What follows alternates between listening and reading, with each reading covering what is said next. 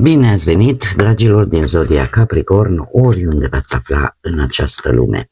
Suntem din nou împreună la o nouă lectură pentru următoarea perioadă, lunii august, perioada cuprinsă între 17 până pe 23 august. Așa că, dragilor, toți cei care aveți nu doar soarele, ci și luna, Venus sau poate ascendentul în Zodia Capricorn, această lectură este de asemenea și pentru voi. Ca de fiecare dată, nu uitați, este totuși o lectură general colectivă, așa că vă rog să luați decât ceea ce va rezona cu voi. Înainte de a începe, vreau să le mulțumesc din suflet tuturor celor care sunteți deja aici alături de mine, prin intermediul like-urilor, comentariilor frumoase, gesturilor de apreciere și, desigur, gândurilor voastre bune. Așa că mii și mii de mulțumiri tuturor, iar cei care sunteți pentru prima dată aici pe canal, vă urez bun venit. Iar dacă la finalul acestei lecturi simțiți că ați rezonat sau pur și simplu v-a plăcut, nu ezitați, dragilor, să vă abonați. Este gratuit și în felul acesta nu veți pierde niciuna dintre lecturile mele. Și acum, haideți să vedem care este energia generală pentru voi, dragilor, din Capricorn în săptămâna 17-23 august.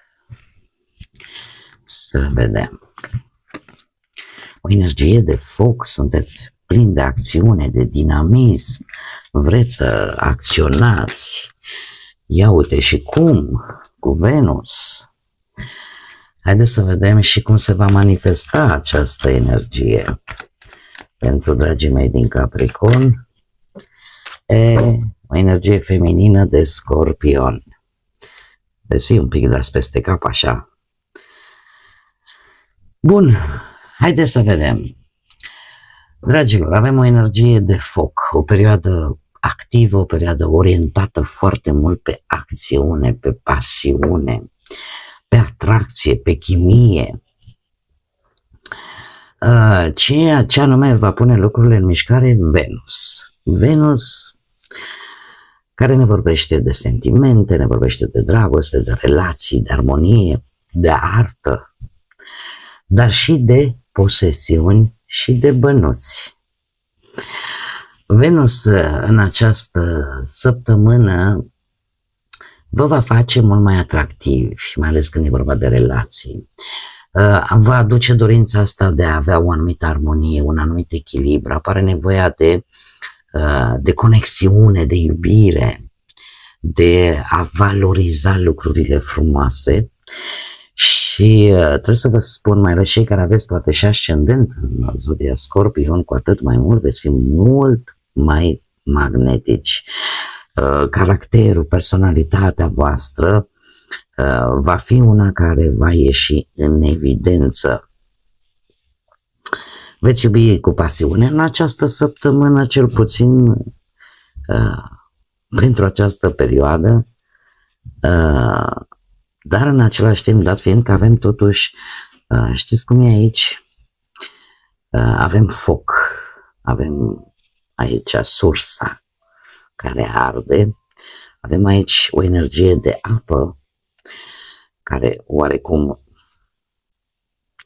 încearcă să pondereze, așa că toată săptămâna asta va fi precum un montagne rus, când te duci la Bâlci, da, urci, cobori, acele mașinuțe periculoase. E posibil și voi să fiți cam asemănători cu acest lucru. Adică să fiți intenși, să acționați, să fiți pasionali, dar să fiți așa, nu se știe niciodată când vă sare țandăra, cum se spune în popor.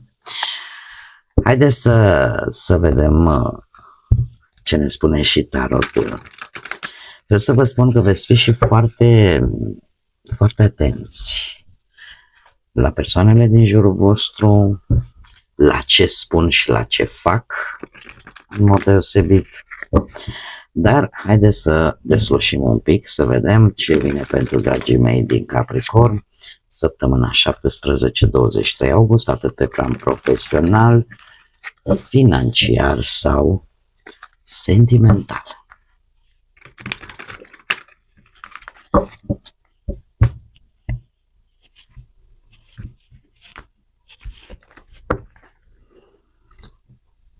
Avem un 7 de spade, împăratul, o regină de cupe, un as de bâte și surpriza săptămânii. Din câte văd eu aici, avem zodia Berbec, zodii de apă, Rapeș sau Scorpion. Hai să le și clarificăm. Clarificăm, te rog, 7 de spade pentru dragii mei din Capricorn. Clarificăm împăratul pentru dragii mei din Capricorn, săptămâna 17-23.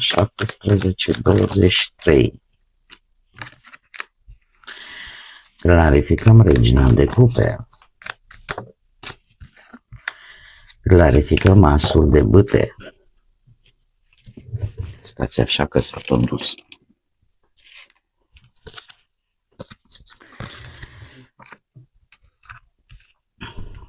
Aici e interesant. Și clarificăm surpriza săptămânii.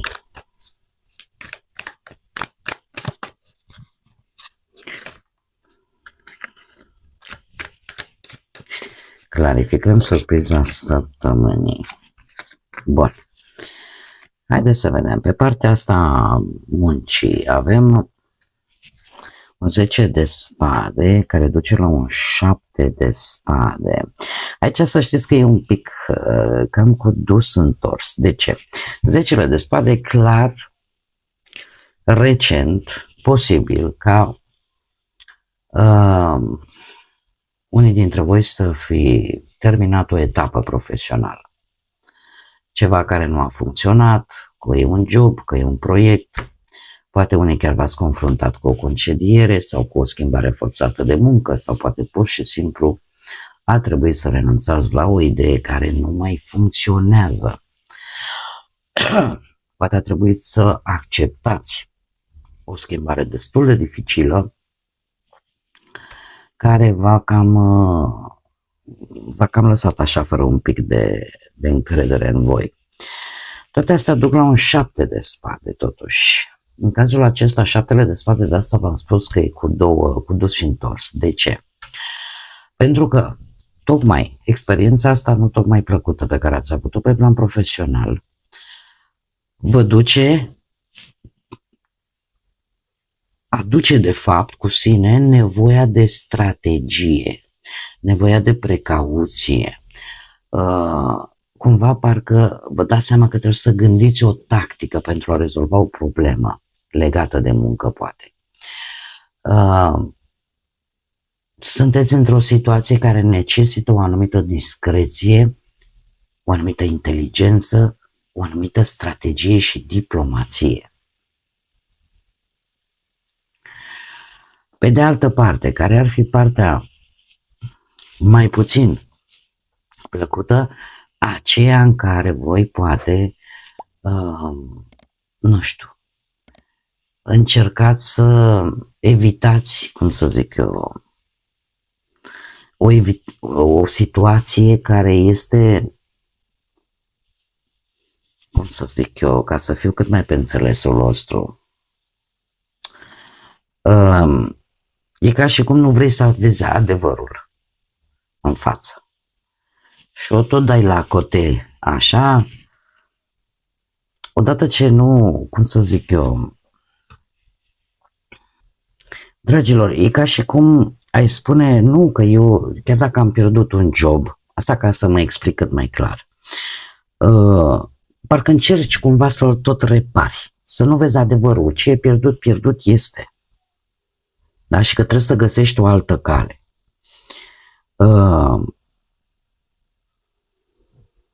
Cumva, eu aș spune că avem varianta în care nu confrunți nimic, nu explici, nu intri în toate luptele, îți faci planul, îți protejezi interesele și te muți strategic către altceva, te orientezi către altceva, fără să dai dare de seamă la toată lumea.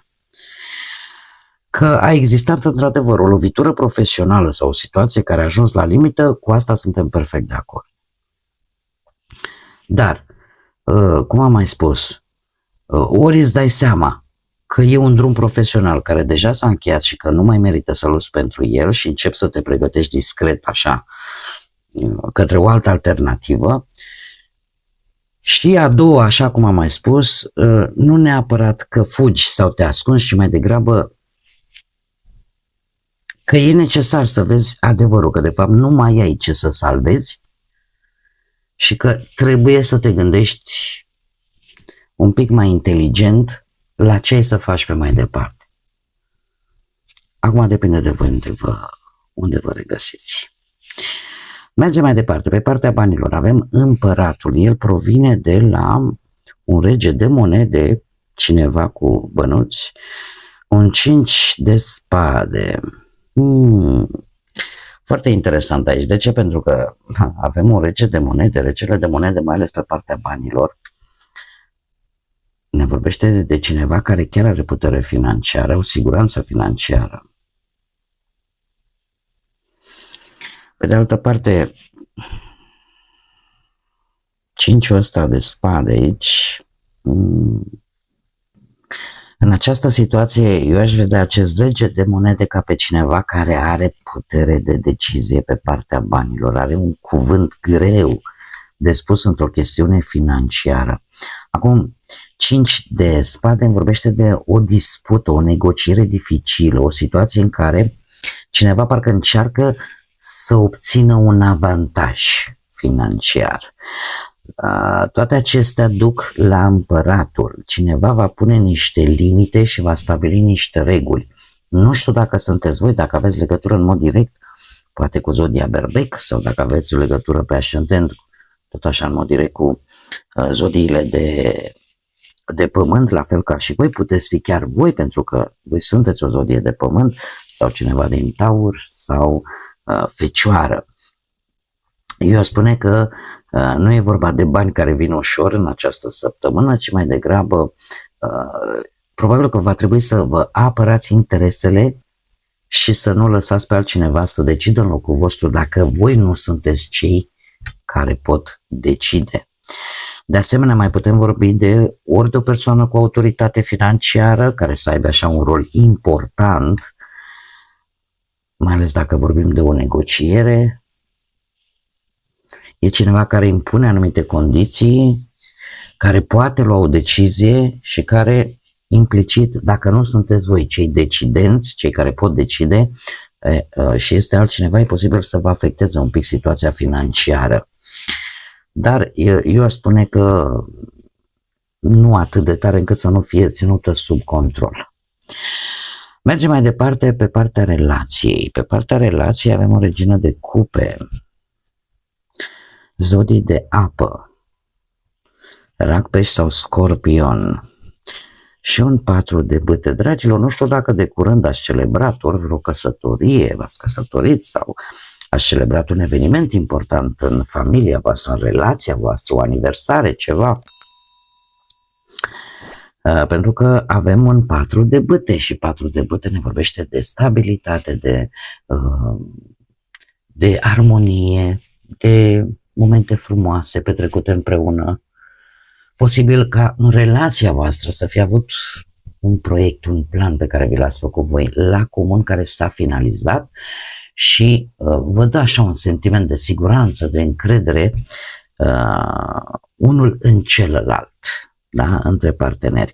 Toate astea duc la această regină de cupe, o regină de cupe care pe partea asta relație îmi vorbește de ceva foarte profund, de afecțiune, de încă o dată de stabilitate, de comunicare deschisă, posibil chiar să aveți o comunicare foarte deschisă în această săptămână, ori cu sprijinul unei energii care are în mod direct legătură cu zodiile de apă, sau pur și simplu, dacă voi vă știți cu ascendent sau poate partenerii voștri au legătură directă cu aceste zodii de apă, eu aș spune că relația voastră prin acest dialog deschis, sincer, prin sprijin emoțional poate sau chiar practic,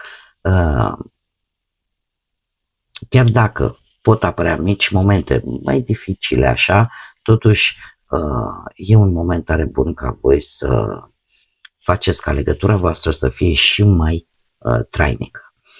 E posibil de asemenea, atât la voi cât și la perechile voastre, să fiți poate prea protectori, prea posesivi sau să vă implicați emoțional într-un mod cât mai extrem așa și vedem acest lucru. În această săptămână să fiți voi mai pasional și acum și dacă vreau să te iubesc acum și nu mâine și nu poimâine, da? Pentru că avem această energie feminină a Scorpionului. Până la urmă e bine indiferent cum. Sau să aveți capacitatea, dacă partenerii voștri au așa o perioadă mai proastă, sau să fiți voi ăia mămoși acolo care hai, lasă că o să fie bine. Deci o energie foarte bună pentru voi în această săptămână. Cei singurei, aici este într-adevăr la fel de interesant pentru că avem un as de bâte, avem pasiune și aici de unde provine? De la un as de spade. Începuturi, noi avem o clarificare, ceva care vă clarifică foarte multe aspecte pe care nu le-ați știut până acum în domeniul ăsta sentimental. Există o atracție puternică față de cineva în primă fază, ca să ne înțelegem. Vorbim decât de o atracție fizică, o chimie, nu vorbim încă de sentimente, nu vorbim încă de emoții, să spunem, da, de suflet. Apare o atracție, da, între voi și o altă energie. Nu apare oricum, apare în urma acestui as de spade care îmi vorbește de o perspectivă cu totul și cu totul nouă pe care voi v-ați făcut asupra iubirii, asupra relației în sine, cum o vedeți voi. E ca și cum v-ați dat seama de fapt, dom'le, cam ce tip de relație îmi doresc. Ați înțeles de ce anumite relații poate nu au funcționat în trecut. Începeți să vedeți lucrurile un pic mai clar decât le-ați văzut până acum și e adevărat că poate că unii dintre voi, și asta să zicem ar fi partea un pic mai neagră, din prea multă analiză, în loc de emoție, voi să aveți tendința să vedeți relațiile mai mult rațional. Poate și din cauza asta apare acest as de bâte care spune, știi, parcă ia să ies eu, ia să văd eu, să-mi trăiesc viața până la urmă, ia să mă deschid eu un pic și către aventura. Da? Cam asta este decizia voastră. Posibil, m-am mai spus, să apară o atracție pur și simplu, la nivel sexual, la nivel intim, dar fără implicații emoționale. Surpriza săptămânii mă aduce acest rege de spade provenit de la un 6 de monede. Aici putem vorbi atât de o autoritate cât și de un personaj, avocat, în general, care lucrează cu legea. Zodii de aer, Gemeni, Balanță sau Vărsător. Acest rege de spade, cum am mai spus, poate să fie un funcționar, un șef, nu știu, cineva care are putere de decizie și care poate să intervină într-o anumită situație sau să ia o decizie importantă. Puteți fi chiar voi, mai ales dacă aveți și ascendent pe zodii de aer, Gemeni, Balanță sau Vărsător. Acum, faptul că pleacă de la un 6 de monede, asta vorbește de ori o negociere, ori o decizie oficială, poate să fie o sumă, un ajutor, o plată, o despăgubire, un drept sau, nu știu, ceva care trebuie acordat. Iar regele de spade aduce această decizie cu reguli, cu criterii foarte clare. Eu aș spune că surpriza pentru voi, dragilor, ne poate vorbi de o situație în care se restabilește un anumit echilibru. Cineva care primește ceea ce îi se cuvine, dar nu oricum, ci în urma unei decizii. Da? Decizii lucide, mare atenție, nu din bunăvoință.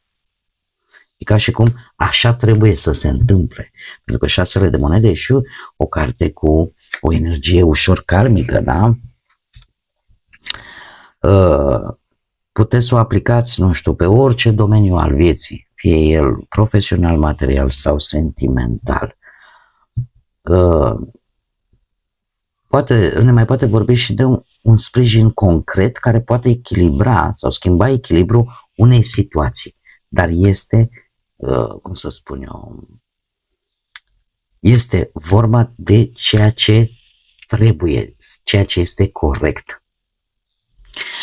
Acum, haideți să vedem și care e mesajul final pentru voi, dragilor din Capricorn, pentru săptămâna 17-23 august. Să vedem mesajul pentru dragii mei din Capricorn. Ia să vedem. Asta te rog. Și avem nodul sud, exact ce vă spuneam, e aici ceva ușor karmic. E ușor ceva karmic. Nodul sud care ne vorbește de ceea ce nu mai trebuie să repetăm, de acel bagaj karmic cu care venim și pe care nu mai trebuie să-l facem. Și ce ne spune, nu lăsa trecutul să te țină să bați pasul pe loc. Practic, exact ce vă spuneam, sunt lucruri care, experiențe, greșeli poate, pe care ar fi bine în această săptămână să nu le mai repetați. Bun, dragii mei, cam aceasta a fost lectura pentru voi. Eu vă mulțumesc desigur tare mult că ați fost alături de mine, iar până data viitoare când ne vom reîntâlni la o nouă lectură, nu uitați, suflete frumoase, să gândiți înalt, să zburați înalt și desigur să lăsați ca pacea, credința, lumina și iubirea să vă însoțească la fiecare pas.